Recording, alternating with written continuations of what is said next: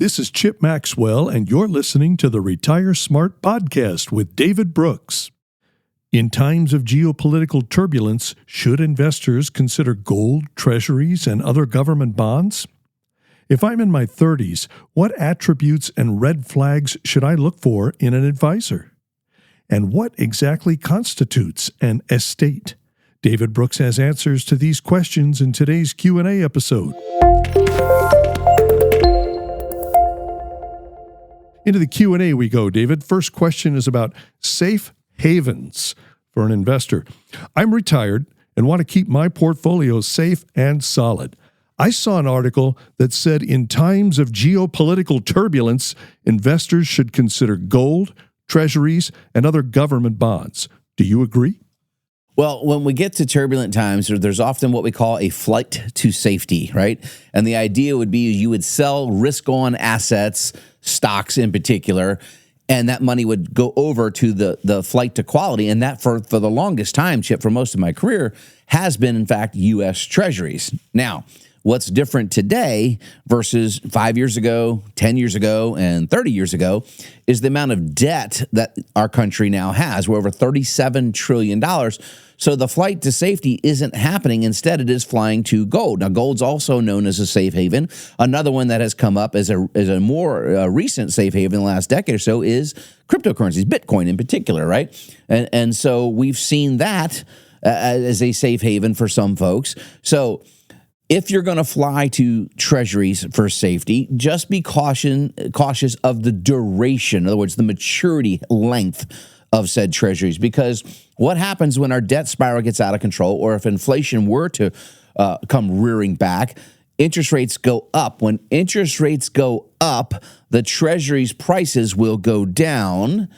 And if you're not willing to hold to maturity, say 10, 20 years, whatever you buy, you could actually lose money. And in fact, treasuries have lost a great deal of money the last 5 years. I mean, abysmal, some of the worst performance in history. So while I understand, yes, treasuries and gold can be safe havens, you need to have that more of a complex plan, but you also don't want to sell everything, right? You don't want to step away 100% from the market, but that's where you need to have a forward-looking risk allocation that can proactively move things around for you, and that's part of the asset allocation we do in the advanced planning, the A in the SMART plan here. But whoever you're working with, if they're a good advisor, they should already be pre-planning for when you get nervous, right? They should have this conversation with you. So whoever's investing for you, if you're doing it yourself or you're using a professional, have you had that conversation with them? What happens if, the Israel-Iran conflict picks up, geopolitical gets the Russia-Ukraine, whatever it might be, right? China, Taiwan, and the markets were to sell off. How would that affect your portfolio? Someone should have already shown you this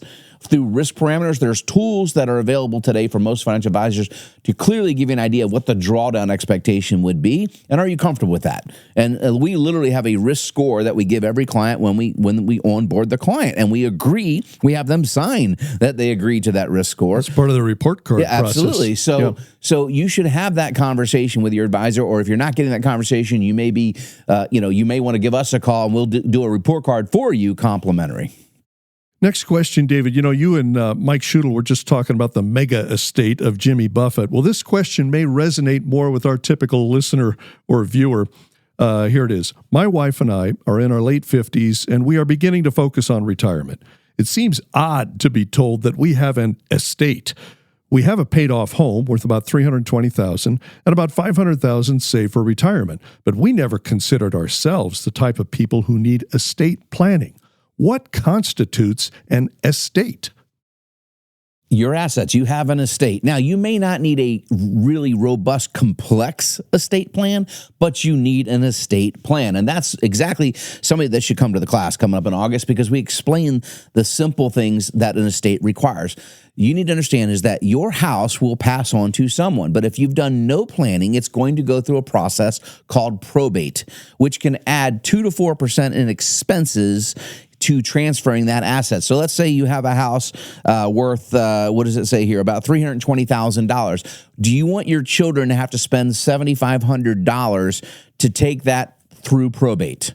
You have about $500,000 saved for retirement that you mentioned here in the questionnaire. Again, Do you have designated beneficiaries listed on that account? That will avoid probate if it's a 401k, an IRA, et cetera. But what we find, Chip, is that over 60% of people that have 401ks will have a beneficiary, but no contingent beneficiary. So typically it would be your spouse, right? Is going to be the most common beneficiary. But what if you and your spouse unfortunately were involved in something like a car accident where you were to unfortunately pass away at the same time and there's no contingent beneficiary? That now has to go through probate and the courts, right? You're creating undue necessary stress, expenses, and the time with which your beneficiaries could access the capital or the resources you're leaving them. And all can be avoided with a very simple estate plan, which is explained in the class. So yes, everyone has an estate and everyone needs at least a simple estate plan. And it's not that difficult, but you just have to know the rules.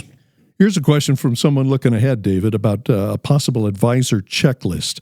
I'm 32 and looking for a financial advisor. What attributes and red flags should I look for in an advisor?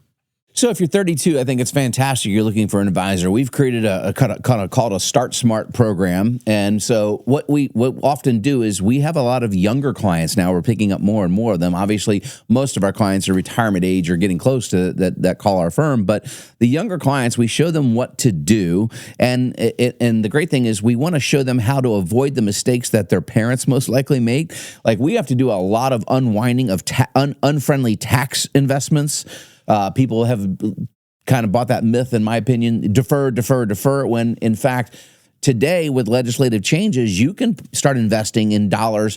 Go ahead and pay the tax bill while they're historically low today. Put the money in various types of accounts, and there's several of them, that these dollars will grow tax deferred. And if you follow all the rules and meet all the requirements, age, et cetera, at the time you assess these accounts, you can take those dollars out, Chip, in the future 100% tax-free. And not only that, the income you'd receive in retirement, especially for a 32-year-old project in the future, would not affect other tax penalties like Medicare and things. But of course, you're 32, you're not thinking about Medicare, right? This is where a proactive long-term plan can really benefit somebody. And now that we've expanded our advisor headcount here, we have folks that can help someone just like this. So look for an advisor who's taking the long view and what happens after you retire, not just how do we build up a big pile of money. Absolutely. And the first thing you want to do is make sure you have all your bases covered, risk management. If you have debt, and most 32-year-olds we meet do, right? Do you understand how to start retiring that debt at an accelerated pace, et cetera? There's a lot that can be done there.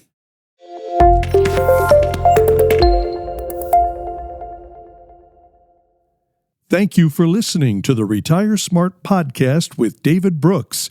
If you want to learn how to generate lifetime income, reduce your tax bill, and maintain your lifestyle in retirement, visit retiresmartpodcast.com. And make sure to subscribe to keep up with new episodes every week.